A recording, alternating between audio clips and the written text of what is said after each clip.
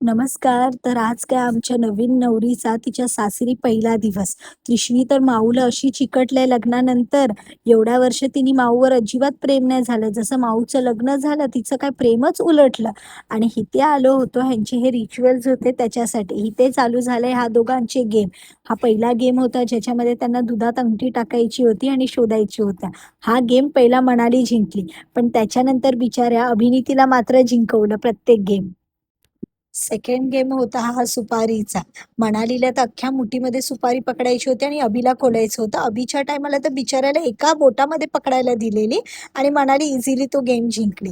आणि ह्याच्यामध्ये अभिने खूप शहाणपणा केलेला की मनालीला एकच गाठ बांधलेली आणि स्वतःच्या हातामध्ये एवढ्या गाठा बांधून घेतलेल्या. आणि हा लवंगवाला तर गेम बापरे विचारू नका.